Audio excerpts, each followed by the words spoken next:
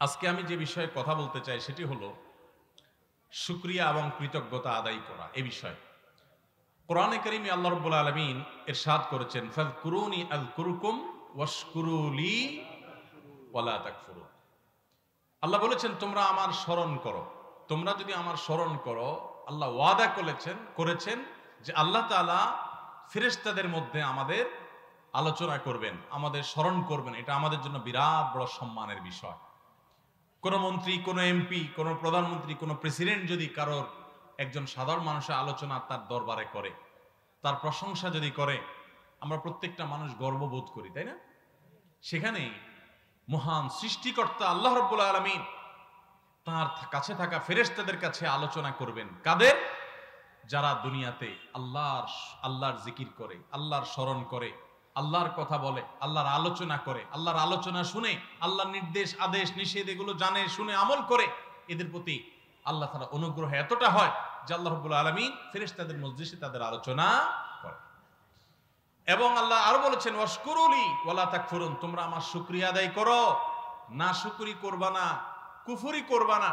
তাহলে এখানে শুকরিয়ার বিপরীতে আল্লাহ তাআলা কুফরি উল্লেখ করেছেন। তার মানে আল্লাহর কৃতজ্ঞতা আদায় করলে মানুষ ঈমানদার হয়, আর আল্লাহর কৃতজ্ঞতা আদায় না করলে, শুকরিয়া আদায় না করলে, নিয়ামতের অস্বীকার করলে, নাশকরি করলে সেটা হয় কুফরি। সেটা হয় কি? কুফরি। অতএব আমরা সবাই আল্লাহ তাআলার শুকরিয়া আদায় করব। আল্লাহ আমাদের সবাইকে তৌফিক দান করুন। কোরআনে হাকিমের মধ্যে ওয়াকালিলুম মিন ইবাদিয়াশ শাকুর, আমার বান্দাদের মধ্যে শুকরগুজার বান্দা খুব কম আছে। খুব কম সংখ্যক মানুষই আছে যারা কৃতজ্ঞ। সমাজের মধ্যে অকৃতজ্ঞ মানুষের সংখ্যা বেশি। অকৃতজ্ঞ মানুষের সংখ্যা বেশি, আর শুকরিয়া আদায় করে, কৃতজ্ঞতা আদায় করে এরকম মানুষের সংখ্যা পরিমাণ কম। তো আল্লাহ তাআলা এই কম ভালো মানুষের সংখ্যা যে কম, শুকরগুজার মানুষ, আল্লাহ তাআলা তাদের কাতারে আমাদের সবাইকে শামিল হওয়ার তৌফিক দান করুন। ভাইরা আমার, আল্লাহ সুবহানাহু ওয়া তাআলার গুণবাচক অনেকগুলো নাম আছে। কোরআনে অনেকগুলো নাম আল্লাহ তাআলা বর্ণনা হয়েছে, তার ভিতরে একটা হলো শাকুর। আল্লাহ তাআলার একটা গুণবাচক নাম কি ভাই? শাকুর মানে হলো যিনি বান্দা যে কৃতজ্ঞতা আদায় করে, আল্লাহ তাআলা সেই কৃতজ্ঞতাকে অ্যাকসেপ্ট করেন। এবং আরেকটা অর্থ হলো বান্দা যে আল্লাহর ইবাদত করে, আল্লাহ তাআলা তার বিনিময়ে দান করেন, অস্বীকার করেন না। যদি সে সঠিকভাবে ইখলাসের সাথে করে, তো আল্লাহ তাআলা তার বিনিময়ে দান করেন।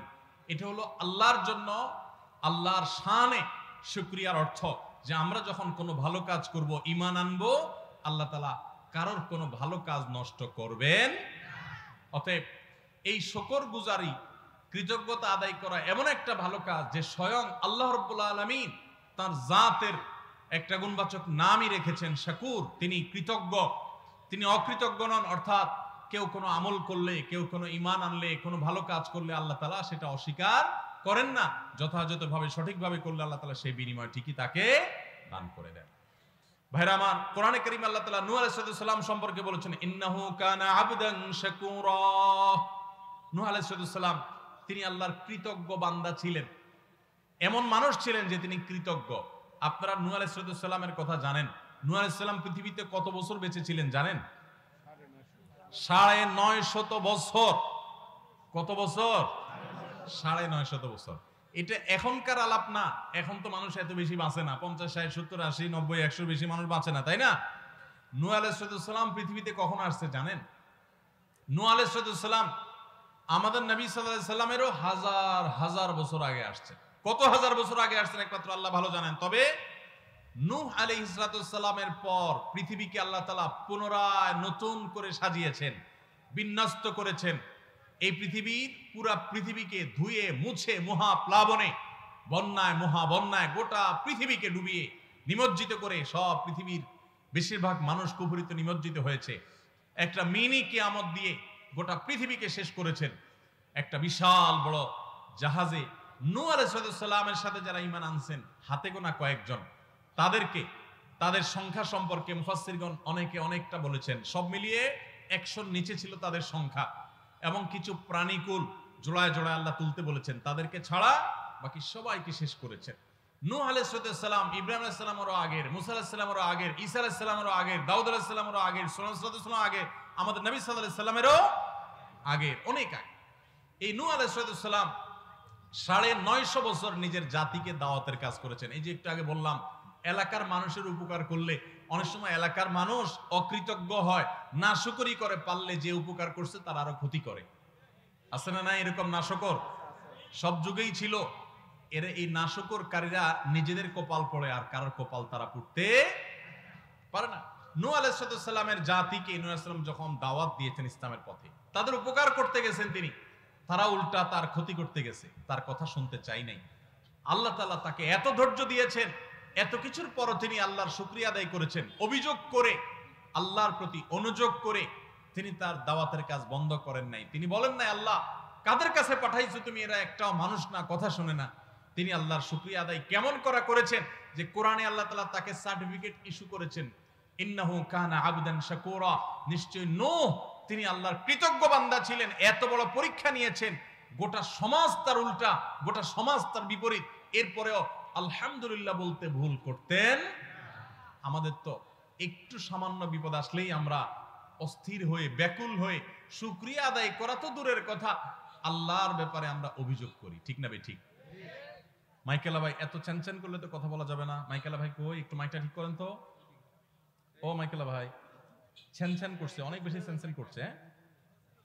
জি।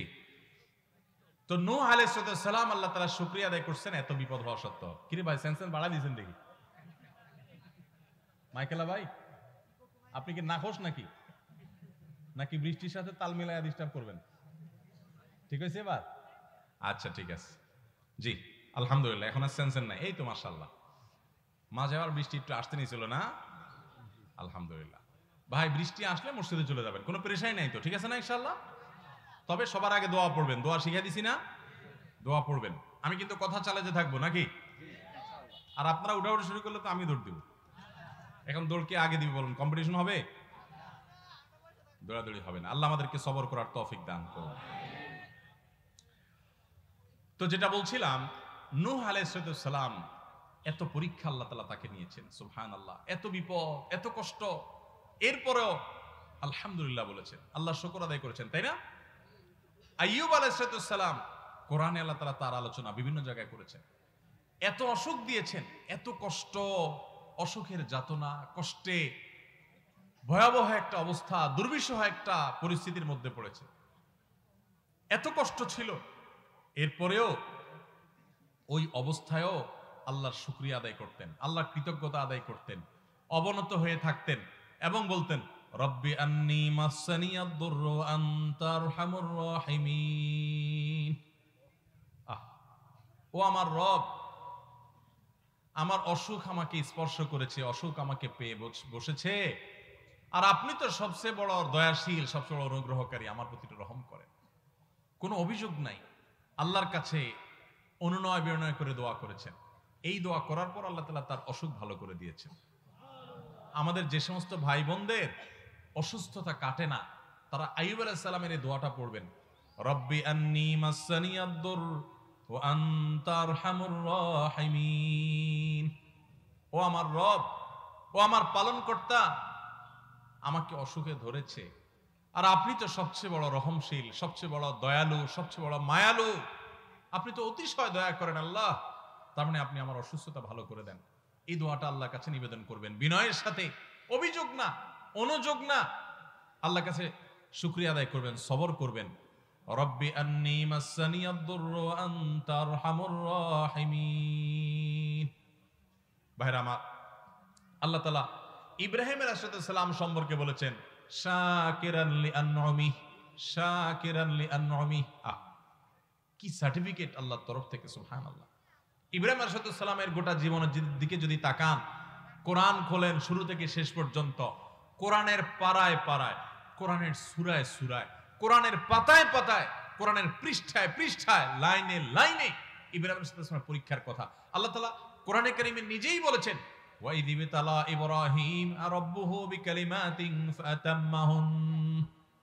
ইব্রাহিমকে তার রব আল্লাহ তাআলা কয়েকটা পরীক্ষা নিয়েছেন, তোমরা স্মরণ করো সেই সময়ের কথা যে প্রত্যেকটা পরীক্ষায় তিনি উত্তীর্ণ হয়েছেন, একটা পরীক্ষায়ও ফেল।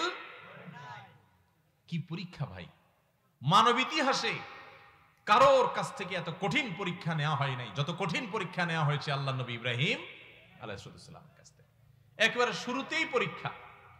নিজে হলেন তাওহীদবাদী, বাবা হলেন মূর্তি পূজারী। আছে না না এরকম যে এলাকার মানুষ মূর্তি পূজা করে, কবর আর মাজার পূজা করে, আপনি তাওহীদের কথা বলেন, আপনি একা, তাদের দল ভারী। আছে না নাই? ইব্রাহিম আলাইহিস সালামের জীবনে এই বিপদ ভয়াবহ আকার ধারণ করেছে এবং তাকে অগ্নিকুণ্ডে নিক্ষেপ করা হয়েছে, আগুন জ্বালিয়ে সেখানে ফেলে দেওয়া হয়েছে। আল্লাহ তাআলা অলৌকিকভাবে বাঁচিয়েছেন।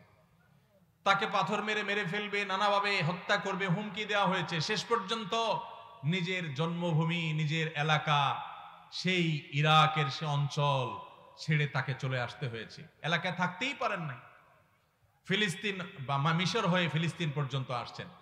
আল্লাহর আরেক পরীক্ষা, মাত্র ইসমাইল জন্মগ্রহণ করেছেন আলাইহিস সালাতু ওয়াস সালাম, আল্লাহর নির্দেশ হলো চলে যাও মক্কায়। খেয়াল করেন, ইব্রাহিম আলাইহিস সালামকে আল্লাহ তাআলা নির্দেশ করেছেন এই ছোট বাচ্চা, মা সহকারে, বাচ্চার মা হাজরা এবং ইসমাইল দুজন আলাইহিস সালাতু ওয়াস সালামকে মক্কার জনমানব শূন্য পাহাড়ি এলাকায় নিয়ে রেখে আসো। ওই পাহাড়ি এলাকায় আপনি যদি 2-4 জন বন্ধু নিয়েও হাঁটেন, আপনি ভয়ে ভড়কে যাবেন, কারণ আশেপাশে কোনো মানুষজন ছিল না, শুধু পাহাড়, নীরব নিস্তব্ধ পাহাড়। সেখানে রেখে আসতে বলছে।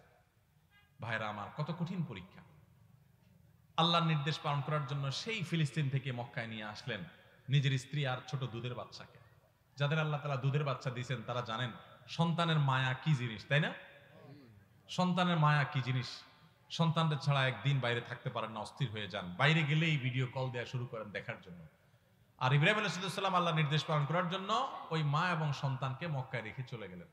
চলে যাচ্ছেন, তখন হৃদয় ছিঁড়ে যাচ্ছে মায়ায়, কিন্তু আল্লাহর নির্দেশ, আল্লাহ কঠিন নির্দেশ করেছেন যে আল্লাহর কঠিন নির্দেশ তুমি পালন করতে পারো কিনা। আল্লাহ সে পরীক্ষা নিয়েছেন তার কাছ থেকে, তিনি পরীক্ষা উত্তীর্ণ হয়েছেন, আল্লাহ নির্দেশ পালন করে চলে আসছেন। কোনো মানুষ নাই, এই বাচ্চার মার খাবারের কি ব্যবস্থা হবে। আল্লাহ তাদেরকে মেরে ফেলেন নাই, মক্কা তাদের মাধ্যমে আবাদ হয়েছে। মক্কা, আজ যে মক্কা নগরীতে আমরা যাচ্ছি, সেটির প্রতিষ্ঠা এবং আবাদ হয়েছে তাদের মাধ্যমে। যাই হোক, আরেকটা পরীক্ষা আল্লাহ নিয়েছেন। এই ইসমাইল আবার যখন একটু বড় হলেন, আলাইহিস সালাম পরে নবী হয়েছেন, তখন ইসমাইল তাকে স্বপ্নে যখন একটু কিশোর বয়সে আসছেন, বাপের সাথে কাজ করার যোগ্যতা হয়েছে, তখন আল্লাহ তাআলা ইব্রাহিম ইসলামকে নির্দেশ করলেন স্বপ্নে নিজের ছেলেকে কোরবানি করার। কঠিন নির্দেশ, সেই নির্দেশও পালন করার জন্য প্রস্তুত হয়ে চলে গেছেন, কিন্তু আল্লাহ তাআলা ছেলেকে জবে হইতে দেন নাই। আল্লাহ দরকার ছিল পরীক্ষা, আল্লাহ চেয়েছেন পরীক্ষা নিতে, পরীক্ষা হয়ে গেছে। ইব্রাহিম ইসলাম এত কঠিন পরীক্ষার মধ্যে সারাটা জীবন গেছে, সংগ্রাম সংগ্রাম সংগ্রাম, কঠিন বিপদ আপদে। এত কিছুর পরও আল্লাহ তাআলা নিজে সার্টিফিকেট দিচ্ছেন তিনি কি ছিলেন, শাকিরান লিআনউমিহি, তিনি আল্লাহর সব নিয়ামতগুলোর প্রতি শুকর আদায় করতেন। সুবহানাল্লাহ। ভাইরা আমার, এইভাবে গোটা কোরআনে আপনি দেখবেন আল্লাহ রাব্বুল আলামিন আমাদেরকে শুকর আদায় করার, কৃতজ্ঞ মানুষ হওয়ার জন্য অনুপ্রেরণা দিয়েছেন, উৎসাহ দিয়েছেন, নির্দেশ দিয়েছেন। এবং কোরআনে কারিমে আল্লাহ তাআলা এও বলেছেন, লা ইন শাকারতুম লাযিদান্নাকুম, যদি তোমরা আমার শুকরিয়া আদায় করো, যা পাইছো এই পাওয়ার পর যদি শুকর আদায় করো, আল্লাহ বলেছেন নিয়ামত আমি বাড়ায় দিব। ওয়ালা ইন কাফারতুম ইন্না আযাবি লাশাদীদ, আর যদি আমার শুকরিয়া আদায় না করো, কুফরি করো, না শুকরি করো, তো মনে রাখবা আমার আযাব অত্যন্ত কঠিন, অত্যন্ত শক্ত। ভাইরা আমার, কোরআনে কারিমে বহু আয়াতে আল্লাহ রাব্বুল আলামিন এই শুকর সম্পর্কে বলেছেন। তায়াম্মুমের বিধিবিধান দিয়ে আল্লাহ তাআলা বলেছেন লাআল্লাকুম তাশকুরুন, তোমাদেরকে ওযু করতে না পারলে তায়াম্মুম বিকল্প ব্যবস্থা আল্লাহ তাআলা দিয়েছেন যেন তোমরা আল্লাহর শুকরিয়া আদায় করো। এবং আল্লাহ তাআলা বাতাস, মানুষ উপকার দিয়েছেন, উপকারী বাতাস, সেটা বর্ণনা কোরআনে দেওয়ার পর বলেছেন লাআল্লাকুম তাশকুরুন, যাতে তোমরা সেই নিয়ামত পেয়ে আল্লাহর শুকর আদায় করো। এবং আল্লাহ রাব্বুল আলামিন কোরআনে কারিমে আমাদেরকে এই পৃথিবীকে বসবাস যোগ্য করে দিয়েছেন, সে বিষয়ে আলোচনা করার পর বলেছেন যে এত কিছু পাওয়ার পর কালিলাম মা তাশকুরুন, তোমাদের মধ্যে খুব অল্প সংখ্যক মানুষ আল্লাহর ইবাদত করে। নবী করিম সাল্লাল্লাহু আলাইহি সাল্লাম আল্লাহর কাছে দোয়া শিক্ষা দিয়েছেন আমাদেরকে, আল্লাহুম্মা আইন্নি আলা যিকরিকা ওয়া শুকরিকা ওয়া হুসনি ইবাদাতিক। প্রত্যেক নামাজের পরে, 5 ওয়াক্ত নামাজের পরে এই দোয়া পড়া সুন্নাত, নবী সাল্লাল্লাহু আলাইহি সাল্লামের দোয়া। আল্লাহুম্মা আইন্নি আলা যিকরিকা ওয়া শুকরিক, আল্লাহ আমি যেন আপনার জিকির করতে পারি, আল্লাহ আমি যেন আপনার শুকর করতে পারি, আপনি আমাকে সাহায্য করেন। ওয়া হুসনি ইবাদাতিক, এবং আপনার ইবাদত যেন সুন্দরভাবে করতে পারি সেই তৌফিক দান করেন। এই দোয়াটা সবসময় পড়বেন। আল্লাহুম্মা আইন্নি আলা যিকরিকা ওয়া শুকরিকা ওয়া হুসনি ইবাদাতিক। আমার সাথে বলেন, আল্লাহুম্মা আইন্নি আলা যিকরিকা ওয়া শুকরিকা ওয়া হুসনি ইবাদাতিক। এর অর্থ হলো, আল্লাহ ও আল্লাহ আপনি আমাকে আপনার যেন জিকির করতে পারি, আপনার জন্য শুকর করতে পারি, আপনার জন্য ভালোভাবে ইবাদত করতে পারি, সুন্দরভাবে যেন ইবাদত করতে পারি, আল্লাহ সে তৌফিক দান করেন। তাহলে এই শুকরিয়া আদায় করার তৌফিক আল্লাহর কাছ থেকে নবী সাল্লাল্লাহু আলাইহি ওয়াসাল্লাম চেয়ে নিতেন। আল্লাহ আমাদের সবাইকে শুকরগুজার মানুষ হওয়ার তৌফিক দান করেন। ঈমানদার সুখে তো শুকর আদায় করবেই, দুঃখেও শুকর আদায়। আমাদের চরিত্র হলো, সুখ যখন আল্লাহ তাআলা দেন তখন আমরা আল্লাহর শুকর আদায় না করে নিজের ক্রেডিট জাহির করি, নিজের কৃতিত্ব জাহির করি। আছে না নাই? একটা লোক অনেক কষ্ট টষ্ট করে কিছু টাকা পয়সা কামাই করছে, কিছু ঘরবাড়ি হইছে, কিছু জমি জমা হইছে, ব্যবসা বাণিজ্য হইছে, বিদেশ গেছেন, অনেকদিন বিদেশ করার পর অনেক কিছু করতে পারছেন। যদি জিজ্ঞাসা করে কেউ, ভাই এত কিছু যে করছেন কেমনে, কিভাবে এত কিছু করলেন, তো অনেক লোক নিজের গল্প শোনানো শুরু করে। ভাই জানেন না, মাথার গাম পায়ে ফেলে আজ এ পর্যন্ত আসছি, এমনি এমনি আসি নাই ভাই। বলে কি বলে না? তার মানে আমি যা করছি, যা দেখছেন, এই সবগুলো আমার মাথার গাম পায়ের ফসল। আমার কথা হলো, ওরে ভাই তোমার চাইতে আরো বহু বেশি কষ্ট করা মানুষ রাস্তা রাস্তায় এখনো ঘুরতেছে, কিছু করতে পারে নাই। আছে না নাই? অনেক লোক আছে যে 2, 5, 10 বছর বিদেশ করার পর অনেক কিছু করে ফেলছেন। আরে ভাই আপনার চাইতে আরো বেশি দিন বিদেশ করার পর কিচ্ছু করতে পারে নাই এমন বহু লোক আছে না নাই? তাহলে শুধু পরিশ্রম দ্বারাই যদি হতো তাহলে তার কেন হলো না? একজন কৃতজ্ঞ ঈমানদার তিনি এভাবে বলবেন না, তিনি বলবেন এগুলো সব আমার আল্লাহর দান। বাংলাদেশের প্রথম সারির একজন ব্যবসায়ী 1, 2, 3 যদি আনেন তো 3-এর মধ্যে পড়বে, আমি নাম বললাম না। এরকম একটা শিল্প প্রতিষ্ঠান এর মালিক, এরকম একটা গ্রুপ অফ কোম্পানির মালিক, তার সাথে একবার একটা যে কোনো একটা বিষয় একটা মিটিং ছিল। তো একান্ত আলাপচারিতায় আমার সাথে মিটিং এ যারা ছিলেন এর ভিতরে এক ভাই বললেন যে আল্লাহ আপনাকে এত সম্পদ দিয়েছেন, শত শত হাজার হাজার কোটি টাকা, আপনার সারা দেশের ব্যবসার একটা বড় অংশ আপনি কন্ট্রোল করেন, বা আল্লাহ আপনাকে দিয়েছেন। এই যে এত বড় ব্যবসা, এত বিশাল পর্যায়ে আল্লাহ তাআলা আপনাকে ব্যবসা করার তৌফিক দিয়েছেন, আপনি একটু আমাকে হিস্ট্রিটা যদি বলেন, আমি সেটার রেকর্ড নিয়ে একটু বই করতে চাই, যাতে তরুণ যারা উদ্যোক্তা আছে তারা অনুপ্রেরণা পায়, তারা যেন শিখতে পারে যে কিভাবে ব্যবসা বাণিজ্য ডেভেলপ করবে, কিভাবে উদ্যোক্তা হিসাবে সাকসেস হবে। আপনার সাকসেস স্টোরি, আপনার সিক্রেটস গুলো একটু আমাদেরকে জানাবেন, তাহলে আমরা বই প্রকাশ করতে চাই। এটা আমার সাথে থাকা একজন আরেক গুরুত্বপূর্ণ ব্যক্তি তিনি বলেছেন।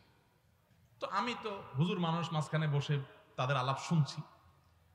আমি চিন্তা করলাম, দেখি কি সিক্রেট, হাজার হাজার কোটি টাকার ব্যবসা বাণিজ্য, এত বড় বড় প্রতিষ্ঠান আল্লাহ তাআলা দিয়েছেন।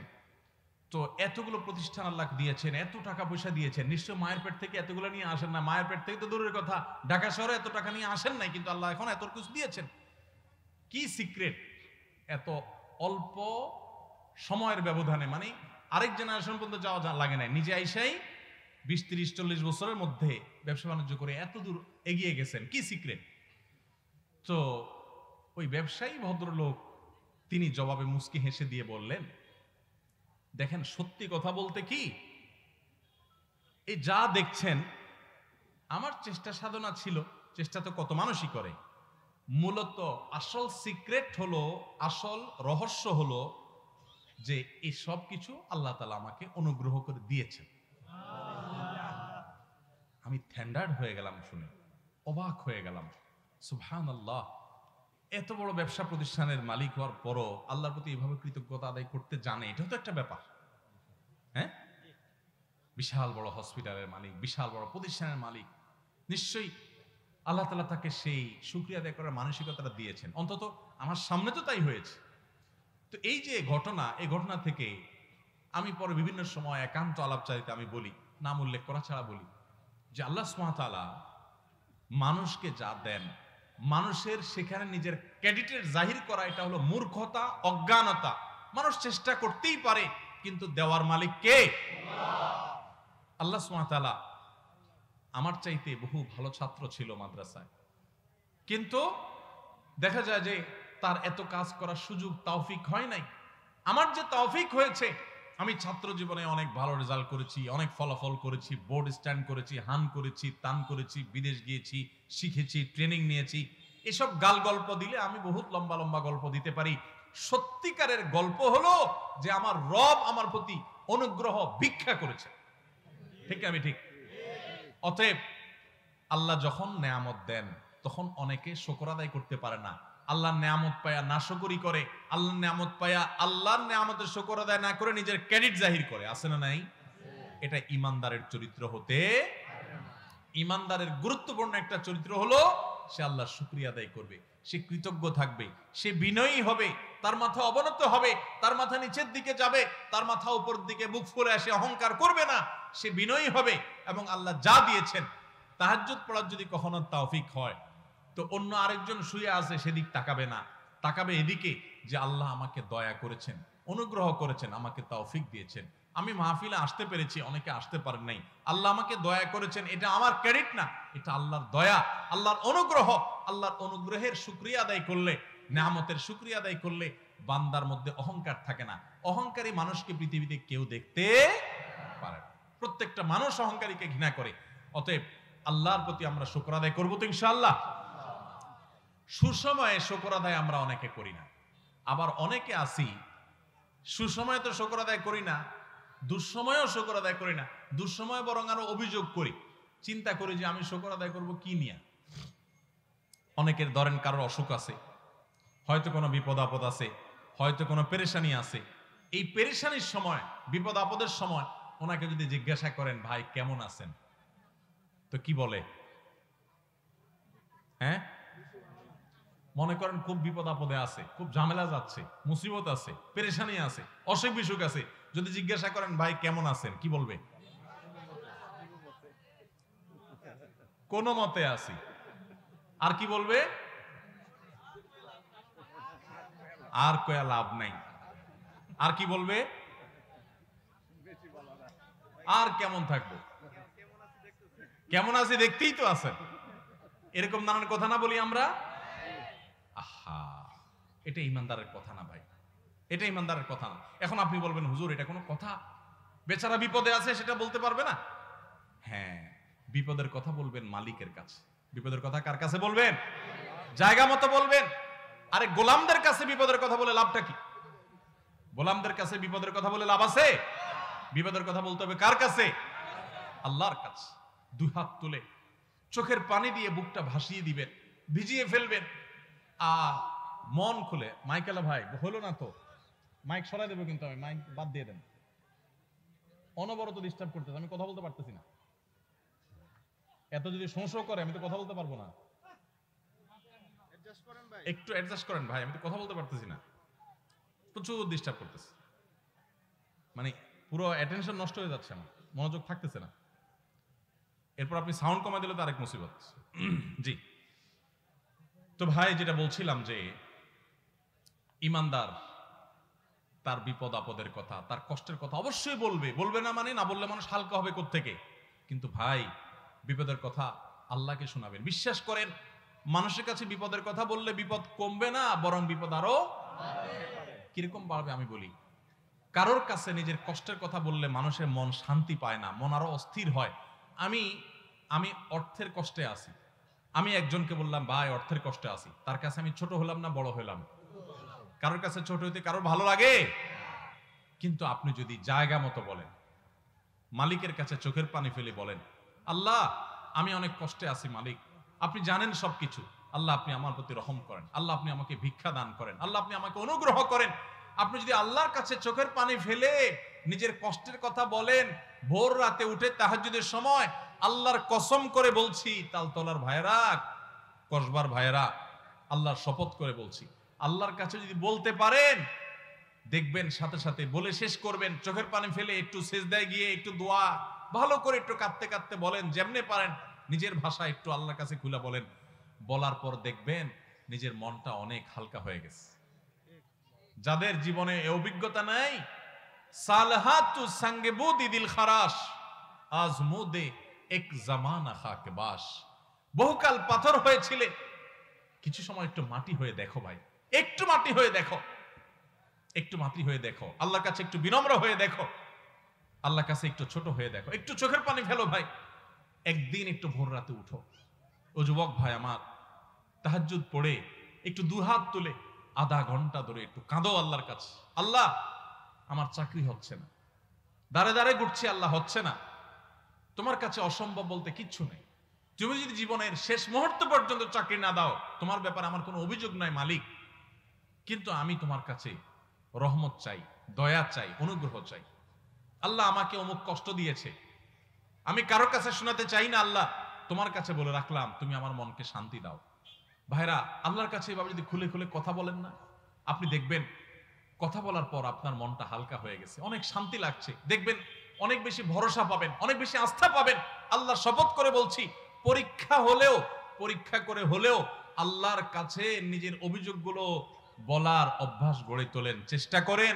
তাহাজ্জুদে পড়ে, তাহাজ্জুদে উঠতে পারেন না, দিনের বেলায় রাতের বেলায় 2 রাকাত নফল নামাজ পড়ে কোন একটা কোনায় দাঁড়িয়ে বসে দুহাত তুলে আল্লাহর কাছে একটু চোখের পানি ফেলেন, একটু চাইতে থাকেন। মুখে কিচ্ছু বলতে পারেন না, দরকার নাই, শুধু চোখের পানি ফেলেন আর মনের ভাষায় কথা বলেন। আল্লাহ তাআলা আলিমুম বিযাতি সুদূর, অন্তরে মানুষ কি বলে সেটাও আল্লাহ জানেন। শুধু চোখের পানি ফেলে আল্লাহর কাছে অভিযোগগুলো বলেন, ইনশাআল্লাহ আপনার মন হালকা হবে। আমরা কি করি, বিপদ আসলে অভিযোগের কথা মানুষকে শুনাই, মানুষকে শুনাই, মানুষকে শুনাই, আমরা নাশুকরি করি। যদি জিজ্ঞাসা করে কেমন আছেন, ভাই কেমন আর থাকবো, দেখেন না কেমন আছি, কি চলতেছে দেখতেছেন না, আমরা নাশুকরি করি। এই নাশুকরি করলে পেরেশানি কমবে না, পেরেশানি আরো বাড়বে, আর আল্লাহ তাআলার নাশুকরির কারণে আমি গুনাহগার হব। এখন আপনি বলতে পারেন, হুজুর আমি কষ্টে আছি, তো আমি বলবো না যে হ্যাঁ ভাই আমি কষ্টে আছি। কষ্টে আছি বলাটা দোষের বিষয় না, কিন্তু ঈমানদার কষ্টের মধ্যে থেকেও আল্লাহ শুকরিয়া আদায় করবে, কষ্টের মধ্যে থেকেও আল্লাহ। এখন কেউ বলতে পারে এটা কেমন কথা বললেন ভাই, কষ্টের মধ্যে থেকে শুকর আদায় করবে কেমনে? একজন মনে করেন মোটরসাইকেল অ্যাক্সিডেন্ট করছে, বাইক অ্যাক্সিডেন্ট করছে, অ্যাক্সিডেন্ট করে বেচারার পা ভেঙে গেছে, হাত ভেঙে গেছে। এখন সে আল্লাহর কাছে কি বলে শুকর আদায় করবে যে আল্লাহ আমার ট্যাংটা ভাঙা দিছো, তোমার শুকরিয়া? এই সে কোন যুক্তিতে শুকর আদায় করবে? এই যে একটু আগে বললাম যে বিপদেও আল্লাহর শুকর আদায় করতে হবে, তো এখন বেচারা কোন যুক্তিতে শুকর আদায় করবে? যুক্তি শুনেন। যুক্তি হলো, এই যে লোকটা বাইক অ্যাক্সিডেন্ট করেছে, তার হয়তো একটা হাত বা একটা পাও ভাঙছে বা অন্য কোনো ক্ষতি হয়েছে, ধরেন একটা পাও কেটেই ফেলে দিতে হয়েছে বা পড়ে গেছে, আলাদা হয়ে গেছে, আল্লাহ না করুক, এরকম কারো হলো, সে যে যুক্তিতে শুকর আদায় করবে সেটা হলো যে আল্লাহ তাআলা এই বাইক অ্যাক্সিডেন্টে আমার মৃত্যু দিতে পারতেন। পারতেন কি পারতেন না? অনেক মানুষ বাইক অ্যাক্সিডেন্টে মৃত্যুবরণ করে, অনেকের মৃত্যুও হয় না, এমন ভাবে পঙ্গু হয়ে যায়, এমন ভাবে ইনজুর্ড হয়ে যায়, আহত হয়ে যায় যে মাসকে মাস আইসিইউতে থাকার পর সেন্স আসে না, মরেও না বাঁচেও না। হয় কি হয় না? তো আল্লাহ রাব্বুল আলামিন আমাকে সেই অবস্থা দেন নাই, তার চাইতে আমি বহুগুণ ভালো আছি। অন্তত সেই দিকে তাকিয়ে ইমানদার বলবে আলহামদুলিল্লাহ, আমার একটা পাও ভাঙছে, আল্লাহ আমাকে তো জীবিত রাখছেন, আমার একটা পাও ভাঙছে, আরেকটা পাও তো আল্লাহ ভালো রেখেছেন, আমার এই বিপদটা হয়েছে, অমুকটা তো হয় নাই। এরকম যখন চিন্তা করবেন তখন নগদ একটা লাভ হবে কি জানেন? একেবারে নগদ লাভ হবে। ওই কষ্ট যেটা আপনার হচ্ছে, আপনার পাও ভাঙলো, আপনার যে পেরেশানি, এই পেরেশানিতে সাথে সাথে একটা মানসিক প্রশান্তি পাবেন, কারণ আপনি নিজেকে এর চাইতে কঠিন পরিস্থিতির সাথে কম্পেয়ার এবং তুলনা করেছেন। তুলনা করার সঙ্গে সঙ্গে আপনার মনের ভিতরে প্রশান্তি অনুভব করবেন, আলহামদুলিল্লাহ আমি তো প্রাণে বেঁচে আছি।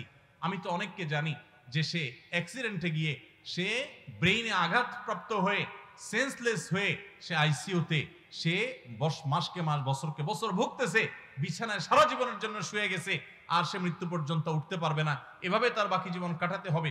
আমি তার তুলনায় আল্লাহ অনেক ভালো রেখেছেন, যে পাও ভাঙছে 1-2 মাস পর ইনশাআল্লাহ ঠিক হয়ে যাবে, হয়তো কিছু পয়সা খরচ হবে, এর চাইতে বেশি পয়সাও তো খরচ হতে পারতো, আল্লাহ তাআলা আমাকে সেই তুলনায় তো ভালো রেখেছেন, এই কথা চিন্তা করে শুকর আদায় করবেন। এর নাম হলো ঈমানদার।